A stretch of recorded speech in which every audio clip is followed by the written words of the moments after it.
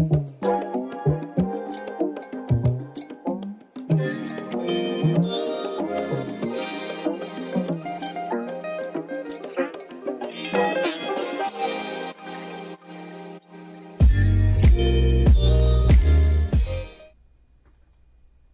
afternoon, fancy meat computers. Is anybody out there? I don't know. I don't see anybody. You guys out there?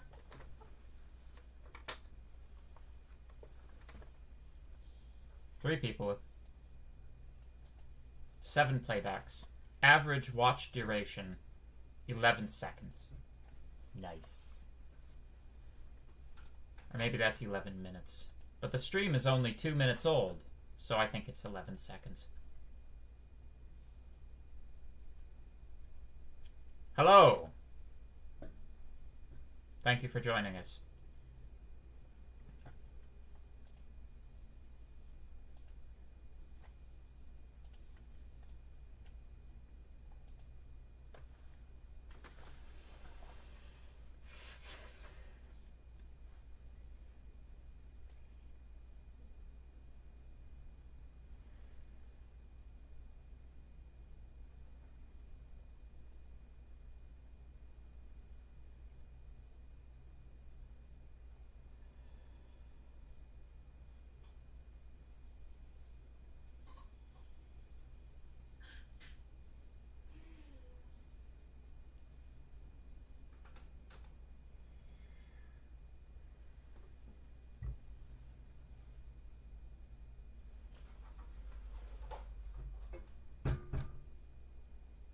I guess I'm just waiting for, more than 5 people to be here.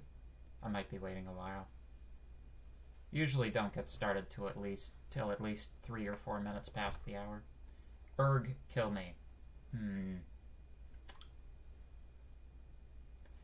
I'll be generous. You get to choose the method of your demise.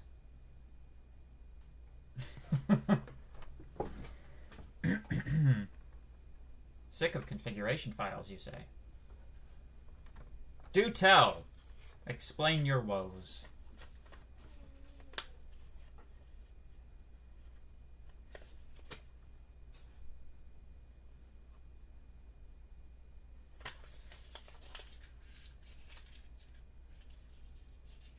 Or not.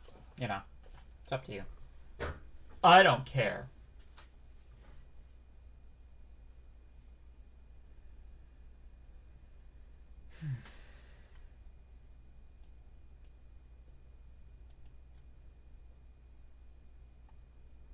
Now I'm curious.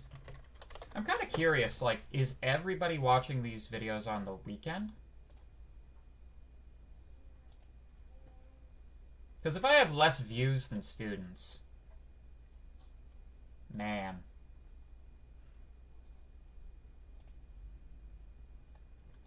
Let's see.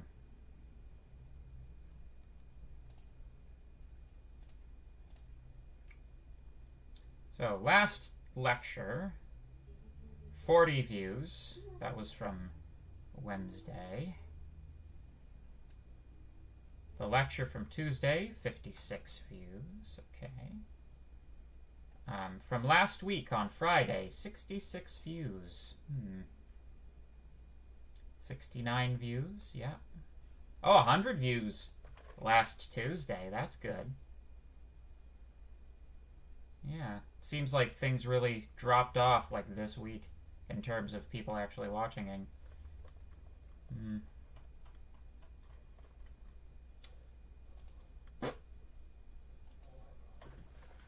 Method. Coding a radiation control machine in Objective-C. Spacemax. I had to append a list to an org LaTeX classes variable. Took forever. Solution. Don't use Objective-C. Use Swift or literally anything else. I see we have descended into programming language pedantry early today. Yeah.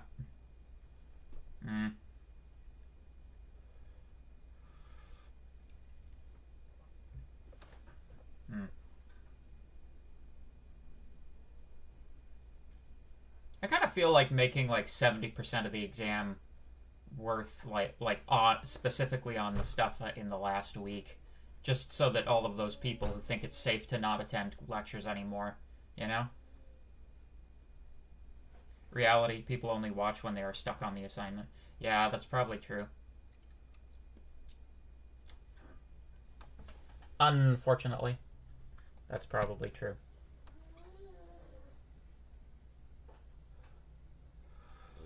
Well, what can you do? You can lead a horse to water, but you can't make it drink. I would like to say thank you to the few, the proud, the brave 8 viewers we currently have, starting the lecture with 8 viewers today. Good Lord. What a hassle. You can't 2 times a live lecture. Yeah, that's true. That's true. But that, you know, only half of the class has watched the lectures from last week, so.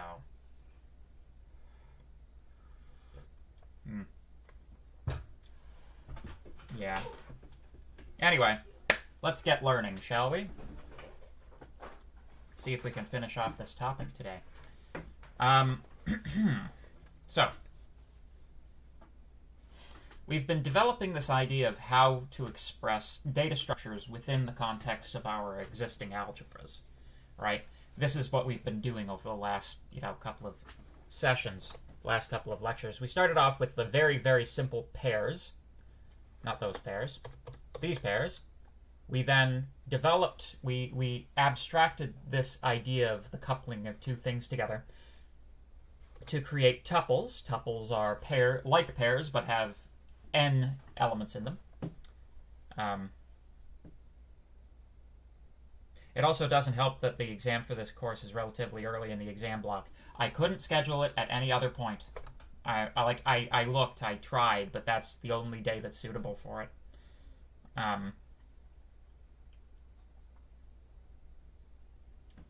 And then, records are a generalization of tuples, so that we're attempting to abstract away the idea that they are numerically indexed. But of course, while we might be able to present a non-numerically indexed data structure to the end user of the programming language, within the internals of the language, it actually makes a whole lot of sense to keep the keep the numeracy of the data structure intact. You can do things with a numerical data structure that you can't with a non-numerical data structure, right? Like there's, if you have an ordering over the elements inside of the tuple or the record, that has useful mathematical properties, so it's often useful to maintain that property in the back end, and then in the front end, pretend that it doesn't exist. Which I think is probably how Python does it. So we were just about to talk about typing. We were just about to get to typing. I don't know if we did this slide, so I'll do it again. So, ordering records on the internet. In some sense, the definition provided above fails to fully abstract tuple-style numeric element access into record-style field access. Yeah, I think we did this already, but I'll go through it. Consider the congruence rule E-record. E-record, this one here, works basically the same way as the congruence rule for tuples. The numeric sequencing of field names is relied upon to guarantee the determinacy of the evaluation of such a record. If the set of field names was simply a pure set, no such ordering would be implied. The way that we've defined them, we are closer to Python's ordered dictionary than we are to its default dictionary. Whether the language assumes unordered records are primitive or uses primitive ordered records and evaluation rules which allow reordering is a design decision that may, have performance implications. One thing to keep in mind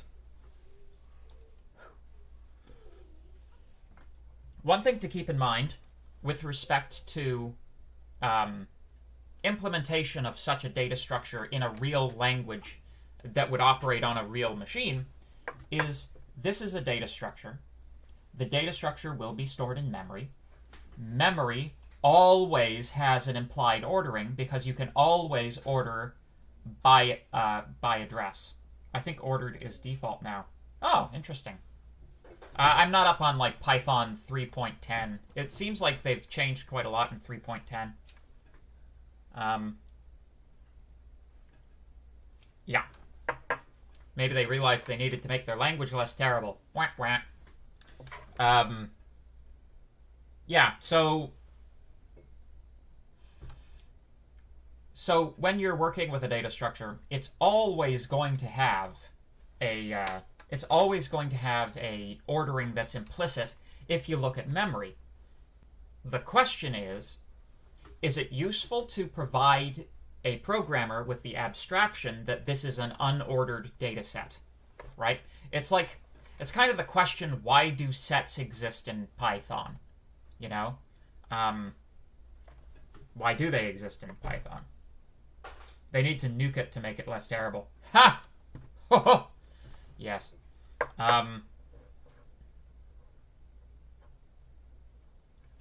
Yeah. I was trying to think of a joke about planes, snakes, and nuclear bombs. It's like the solution to Python and its terribleness is snakes on a plane meets Dr. Strangelove.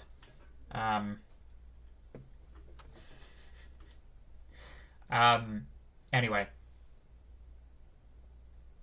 If any of you are like old movie buffs, I recommend, if you haven't seen it already, I recommend going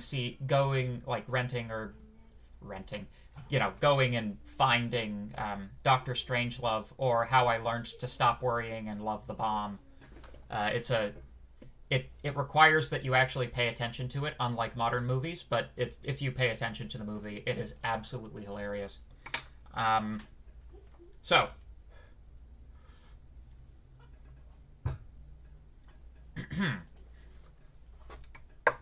So anyway, so let's you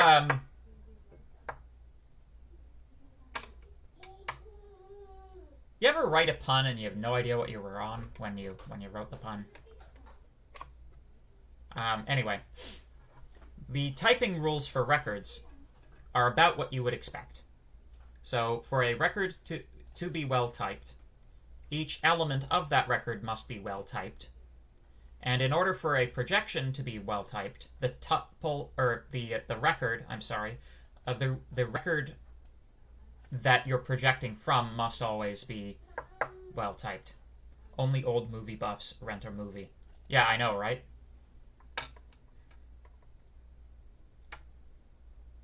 Oh, accidentally hit record. Yes, that's the funny thing. It's like you're doing something else and you accidentally hit record and streamed it to the internet. Stream fails. I think that's what it's called now. Stream fail. Of which I have plenty. So, for example, the following record, which indicates the degree to which particular science fiction franchises have been ruined by Hollywood since the financial crash of 2008, would have type float float bool. So, Star Trek is 95.6, Star Wars is 99.9, and the Foundation series is false because it hasn't had a movie.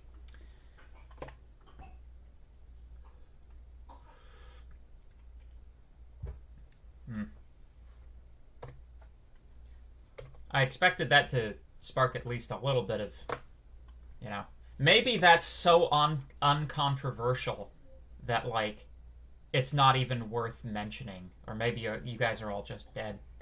I don't know, I thought that we'd have at least one Star Wars. Doctor Who equals 100. There we go, thank you. It's interesting. Like, I think 2008 was, like,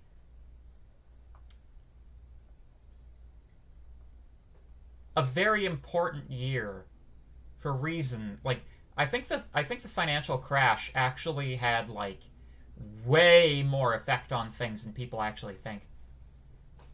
Yeah. I don't know, this new Star Wars trilogy was fun. Fun but utterly vacuous. It was like a vacuous set of premises. Also, I didn't like the identification of the Rebel Alliance with space communism. Russell T Davies is coming back. Maybe bring... Oh! Russell T Davies is coming back to Doctor Who? Oh, okay. Alright. It was good when he was head writer. Yeah. This is why, when you're running a science fiction television show, you don't take a guy who wrote one popular episode and put him in charge of the whole project. Not a good strategy, guys.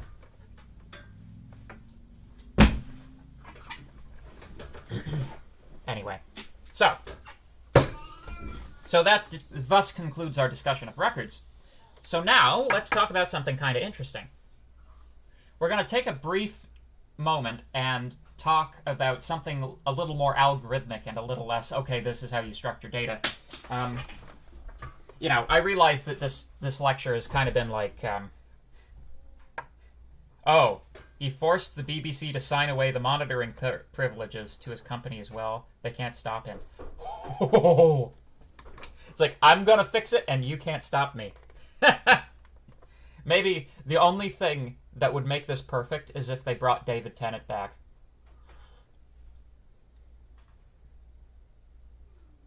He won't be retconning anything.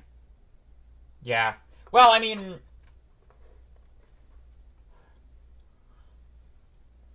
I get that. The show has to move forward, right? Anyway. And besides, I think those two did plenty of retconning themselves. Anyway. To be honest, I haven't really watched it since season 5. I haven't really followed it. But anyway. So, let's take a brief diversion from our study of data structures and examine something we can do with them. Pattern matching. So in Haskell, pattern matching is ubiquitous and the delight of many a new Haskell programmer.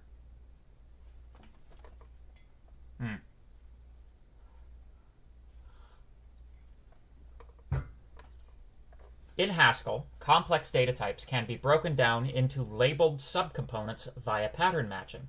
For example, one implementation of second, the Haskell function that pulls out the second in a two-element tuple, can be expressed x, y is equal to y. This should look fairly familiar from our, lambda calculus excursions. With our current toolkit, we can create the rudiments of a pattern matching system. Now that we have records, we can do pattern matching, which is kind of cool. So, our pattern matching operation will be a generalization. Yeah, no. It's got to be in a tuple. But yeah, you could, the x could be an underscore. Yeah, actually, there's a bit on. There's like a small section in the textbook on anonymous variables that I decided to skip because it was short, and maybe I should throw it in at the end, but yeah, you can underscore the x in that case, but still has to be inside of the tuple for it to pattern match tuples. So, pattern matching will be a generalization of let bindings. So, remember let bindings. It's let something equal some other thing in some other thing, right? So before, prior to our new additions, this thing here had to be a variable, right? We were only in essence, pattern matching is a generalization of that mechanism. So we were still technically pattern matching back then, but it was set term to variable in other term, In this case, we're going to set up a new syntactic category for patterns, right?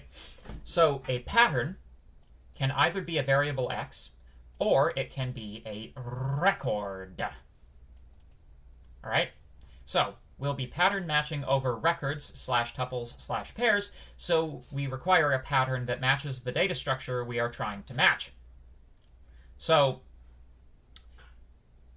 it works that you can put a tuple here, but this one's always going to be have to be a record because you need these field names. The field names themselves essentially are going to be what we bind the data to. So so you need them. You can't just that's why a tuple is not valid as a pattern, but a record is.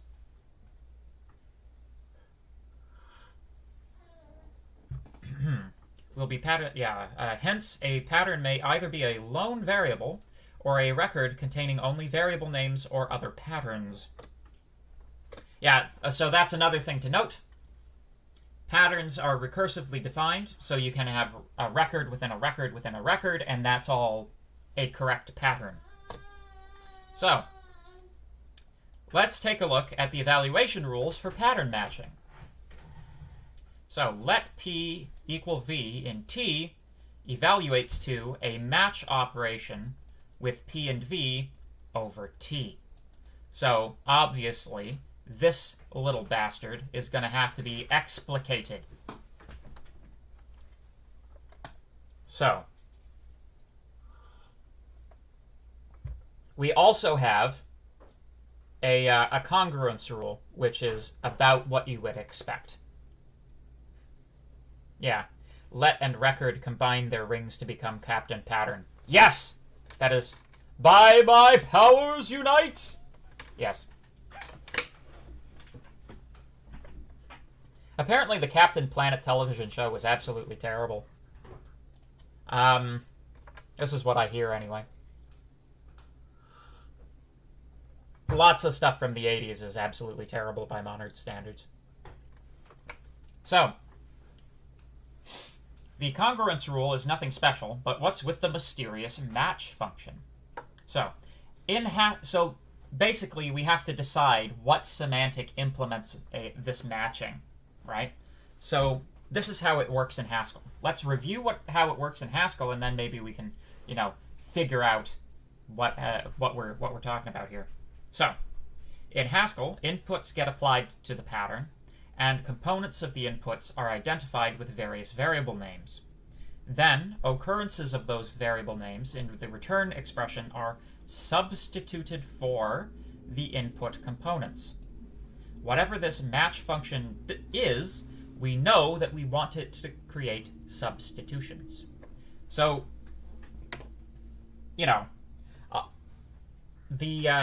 it's like the beginner's heuristic of how Haskell works, with respect to a Haskell function such as this one, is these are like the arguments.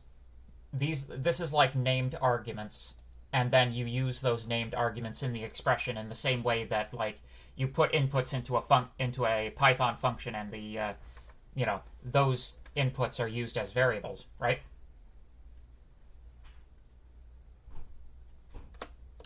Could I underscore a number for the two t's? Oh, frig. Yeah, actually, that's true. Whoops. My God. All right.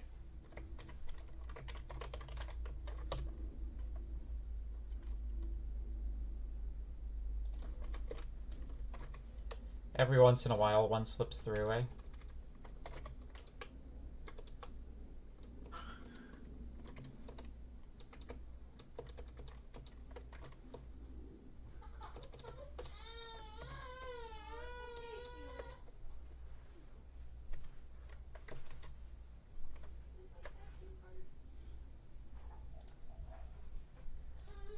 Ta-da! There we go. Thank you, Mark. So essentially, that's kind of that's an okay approximation of how the semantic actually works. You could program that way, But if you want to know what's actually technically going on underneath the hood, this is all substitution in the same way that any other lambda is producing substitution. So we're back into the substitution semantics.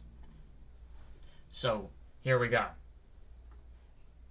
In this course, whenever we need to define the behavior of a function or a relation, we always specify it as the smallest function or relation satisfying a set of inference rules. We shall define the behavior of the match function in the same way. So, if we match some variable x to some value, that produces a substitution for x. We are substituting x for that value. Now, the question obviously produced here is substituting it over what? And the answer is whatever match is also being applied to. You're never going to have match just kind of existing in its own space, right? It's always going to have some term that it's being applied over. So we can, if we can sort of uncouple the idea of a substitution from a particular term and just talk about substitutions in general, then this concept works. So that's matching a variable. We then have a match rule for records. So for all I elements of 1 to n, matching a match over some pattern from 1 to n and some variable from 1 to n. That's an I. That should... What? Is that how it is in the textbook? Pardon me, guys. I just have to double check to make sure that's how it is in the textbook. Yeah.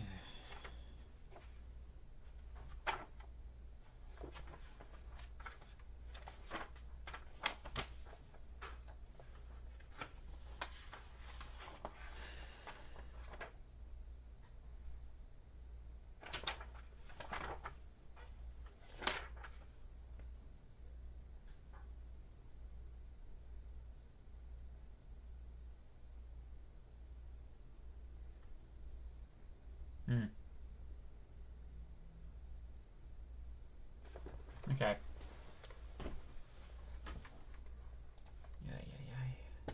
Falling apart today.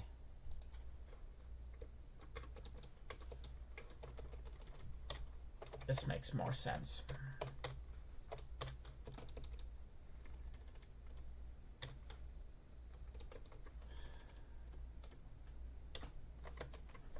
There. Yeah. Yeah, so, like, the idea is for every element of the tuple, you match that individual element with the value corresponding in the value that's provided, right? And that produces some substitution, right? So, yeah.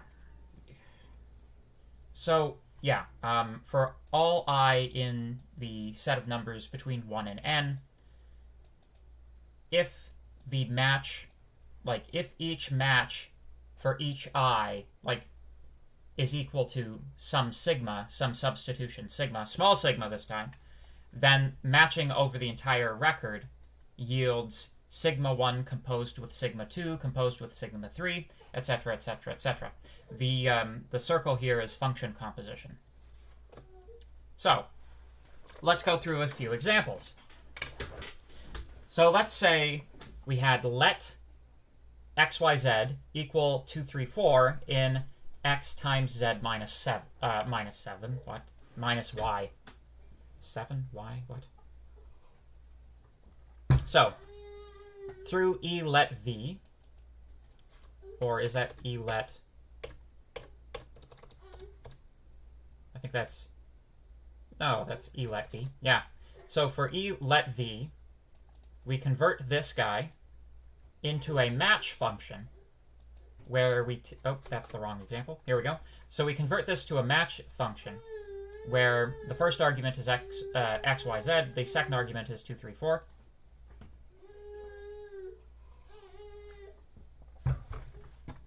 and then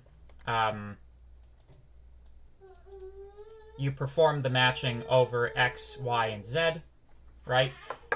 And then that gets converted to substitutions. You perform the various substitutions, and bing, bang, boom. There you go.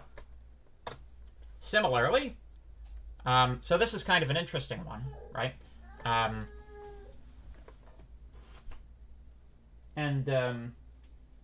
Yeah, so this is an interesting one.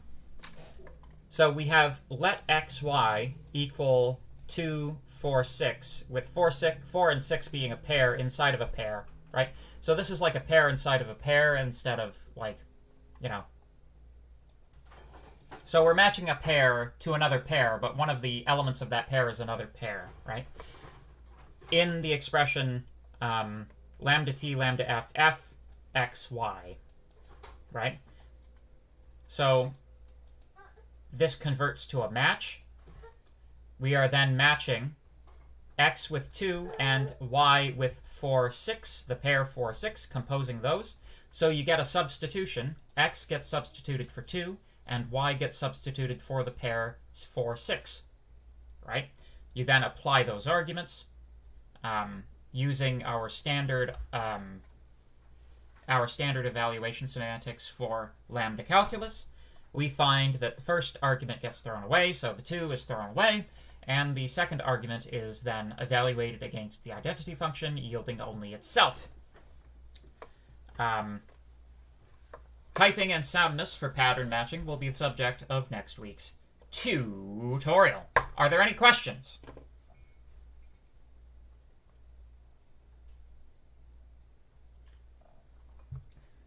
Anybody have anything? Somebody other than Mark say something, please, so that I don't have to look at a chat log that is entirely Mark. Could someone else please say something?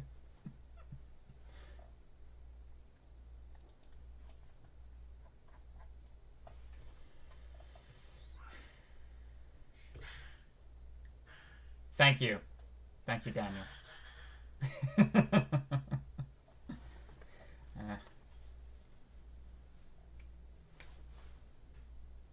Okay.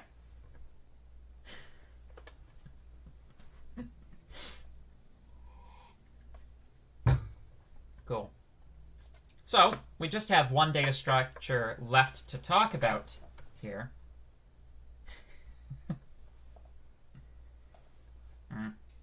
Well, you actually, Mark, if you really wanted to, you are a moderator, so you could just like ban everybody who isn't you if you really wanted to. If you wanted to really go mad with power.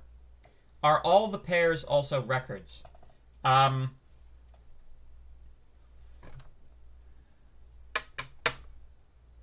So, as I was doing this,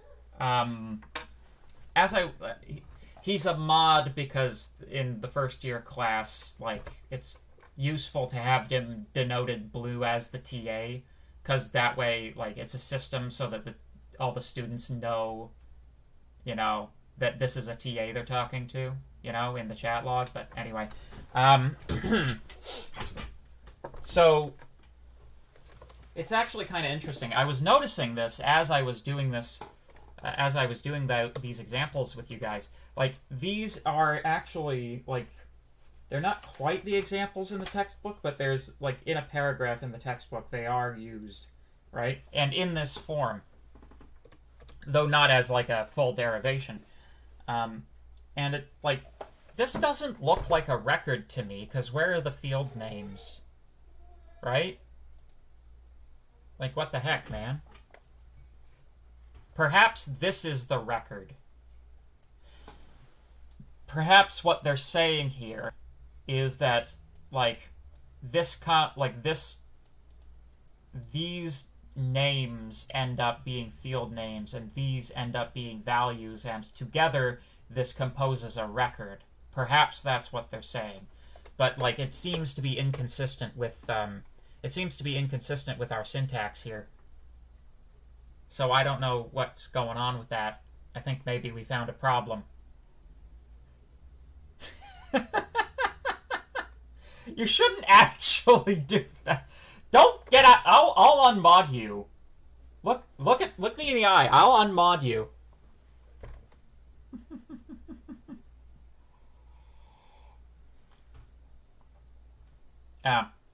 Tuples actually are all... all of these are tuples, right?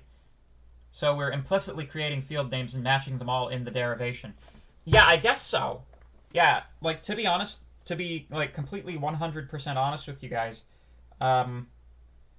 that's how it's being used in the textbook, right? I mean, you guys could look it up yourselves if you have the textbook, but it's on page 131. Yeah, I don't know. I think we may have found a problem with the textbook, to be honest with you. Anyway, so we should talk about lists. The final data structure that we'll cover is the list. There are a couple of them that we skipped. So, if you're the type of person who is following along in the textbook, in Chapter 11 there are a few subsections that we skipped. We skipped sums, and we skipped variance. Sums and variance, very, very roughly speaking, are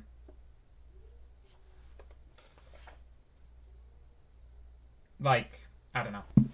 It's like the way the very rough introduction to a variant is like, imagine you have nodes in a binary tree, right? That node can be a node with one branch, two branches, or no branches. Those three configurations are variants of each other. And that variance would be how you do that. But I didn't think that we needed to include binary trees at a syntactic level in this language at an undergraduate level, you know? Yeah, anyway. So, lists then. Unlike tuples, which are heterogeneously typed, lists are homogeneously typed. So the list semantics that we are about to discuss are precisely those used by Haskell. This is like...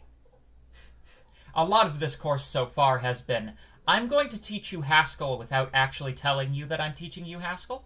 But in this case, we are, like, literally, this is how lists work in Haskell. So, yes. A list is a finite collection of elements which are uniformly typed. We will discuss syntax, typing, and semantics for the following.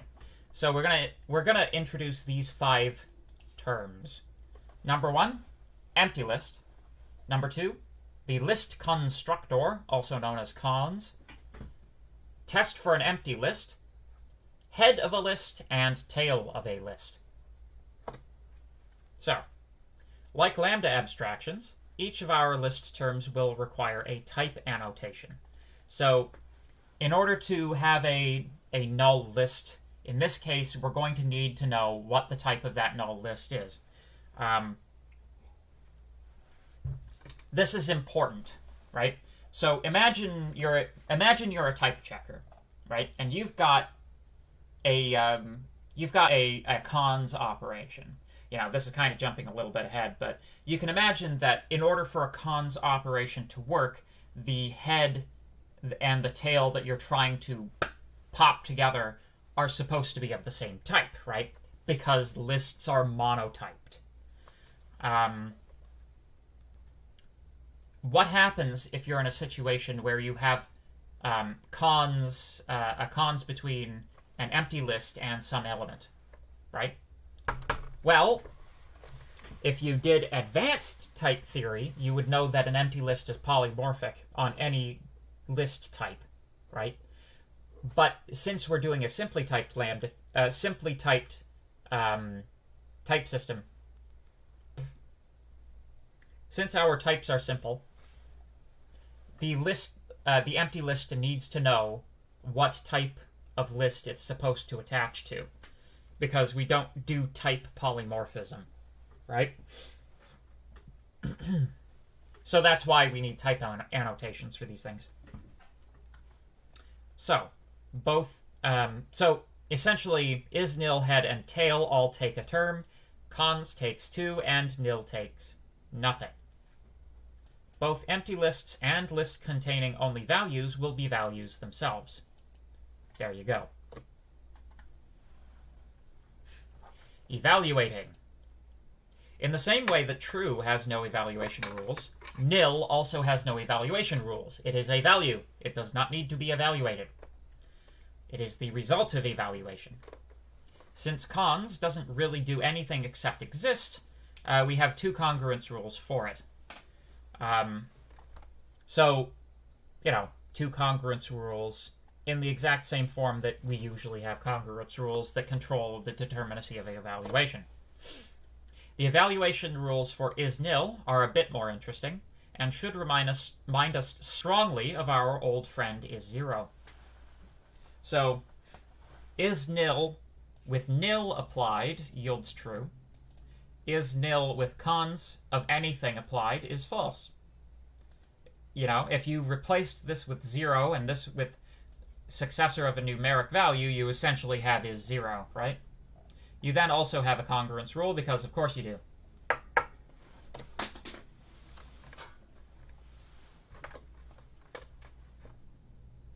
Evaluation rules for head and tail should give us no surprises. You just either pop you just break apart the top level cons construct, right? And return either the first one or the second one, right? The head of a list is just the first element of the construction. The tail of the list is the second element of the construction. That's why in Haskell, head and tail operations are vastly preferred to init and last operations, because this is the way that Haskell constructs its lists. So popping the head or tail off of a list is a big O of one operation, whereas popping the end off of a list, that's a big O n operation, because of the way in which it's been constructed. And of course, congruence rules. Before we begin our typing rules for lists, we must update our set of types. Last equals head, reverse list. Yes. Exactly. Yeah, exactly. And obviously reverse is a big O n operation, right?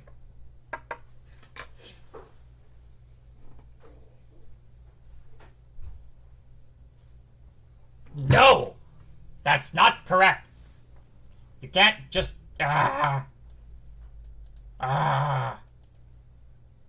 Cons, there are not enough brackets! There are not enough brackets!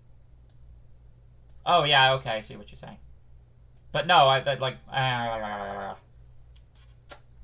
So, it's kind of interesting. There's a, in Haskell, there's also a SNOC operator, S-N-O-C, that you occasionally see. That's like inverse cons. It's like if you want to append to the back, you use SNOC. But from what I understand, the way that everything is stored under the hood in Haskell, everything is using cons, not SNOC. So,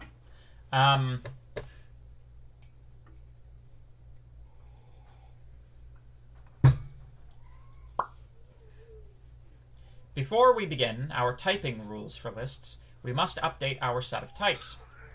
Just as with references, it makes sense to be able to differentiate a list of booleans from a single boolean at the level of the type system. It's not valid. I hate reversed words. Yeah. Like ESAC and bash. Yeah, ooh. Yeah, that one particularly is bad, isn't it? They just never sound good, Incidentally, I recently watched a computer file video on the origin of the word grep. It's very interesting. Anyway. So. What was I going to say? So, lists are monotyped, right? So, this actually extends recursively, right? So, you can have a list of lists under this system, right? But it's it would be incorrect, and it would also be incorrect in Haskell to say something, to construct a list sort of like the following.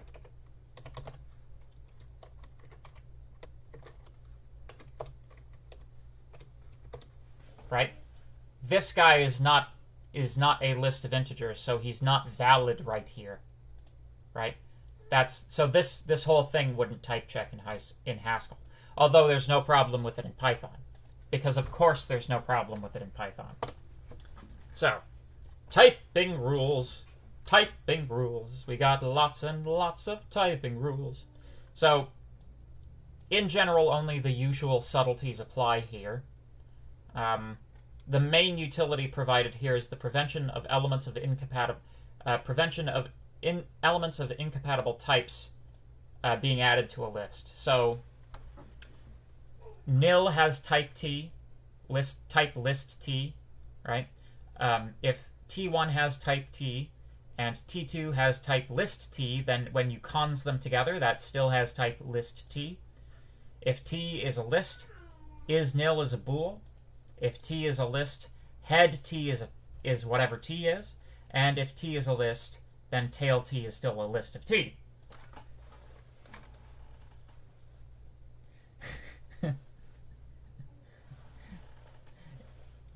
EQA is a function from a list of A to a list of A. The most unhelpful line of code I've typed.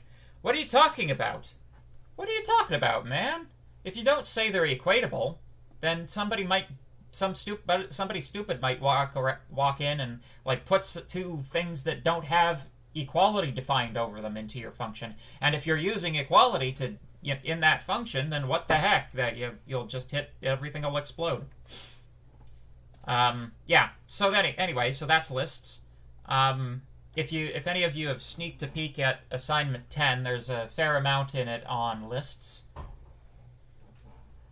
I kind of designed assignment 10 to be a little bit on the not as proofy side. I've seen people assume this line of code allows true 3A because they're all of type EQ. Yeah, no, no. Yeah. Nope. So yeah,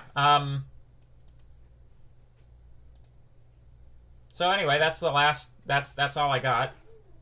This was a shorter one. Let me see. Let me take a look at assignment 10. Might be useful. Just give you guys a sneak peek since you...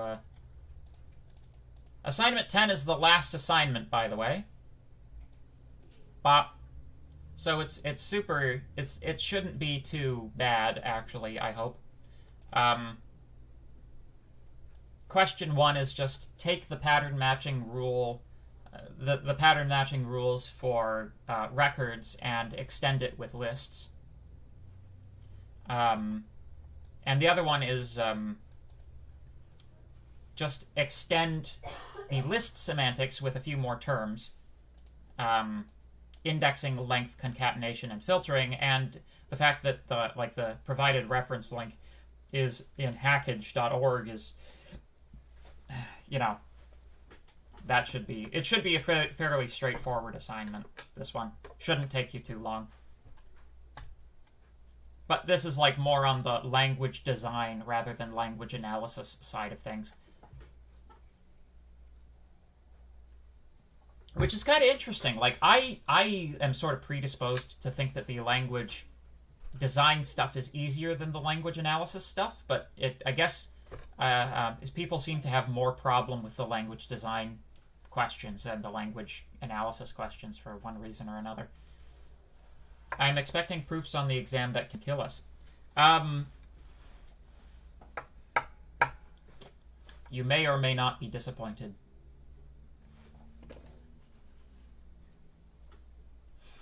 I can tell you what my design methodology has been for the exam. Whenever I've had an idea for a question, and the assignment has already been too long, or the question doesn't work for one reason or another, I've been keeping it all in a file so that I can make an exam out of it. So you can actually expect the exam questions to be a good smattering of material from throughout the course, not just like the last month.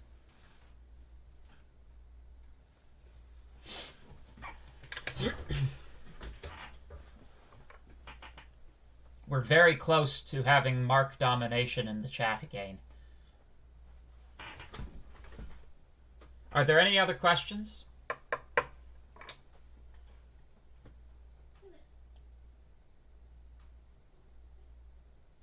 Oh, we had 9 people for like the first half of the lecture.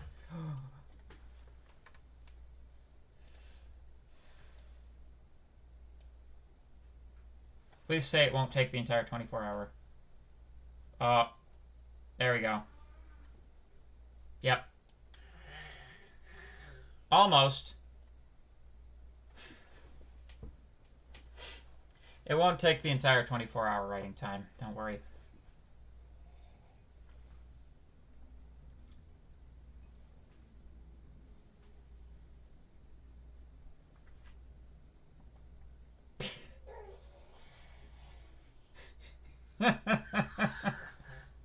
Congratulations, Mark.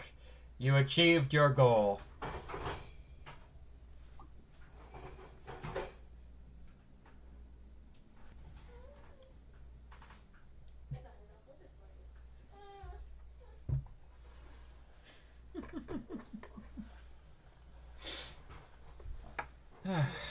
Are there any questions, though? Aside from the guy you banned, Mark?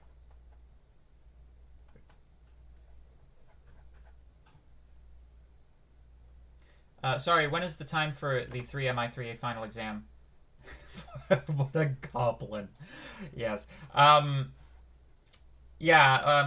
I had to schedule it because it's like, it's in the 24-hour take-home format. I couldn't get it scheduled with the registrar, which is why it doesn't show up in Mosaic. I had to, like, email them, and they sent me a spreadsheet of, like, when everybody in the class has exams, and I picked a day that would be most convenient for everyone. That was my method. Unfortunately, it ended up pretty early in the exam period, but, you know, it is what it is, I suppose. Let me just go to the announcements tool. Search for exam. Monday, December 13th at 9 a.m. So there you go. It's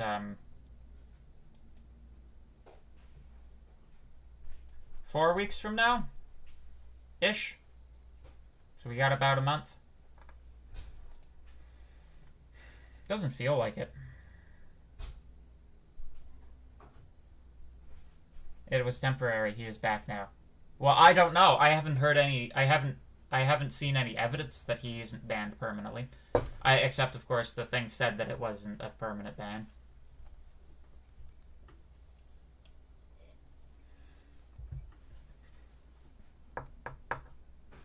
You better be careful that YouTube doesn't start shadow banning him now.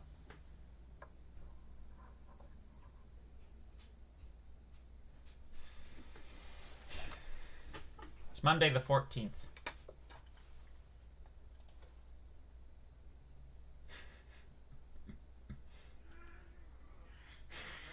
Wait, no, Monday's the 13th. What?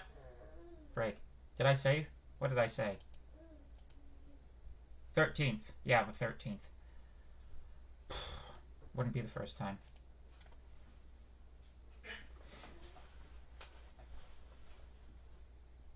Yeah.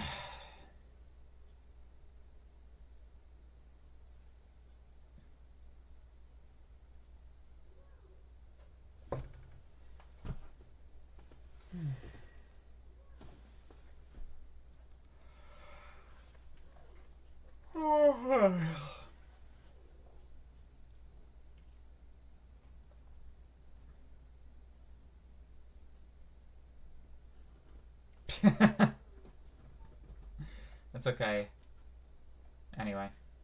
Anywho, I'm gonna log off here. Thank you very much for continuing to come to the lectures. It really is useful to have at least a few people here to ask questions so that I just don't, you know, talk to a brick wall for a living.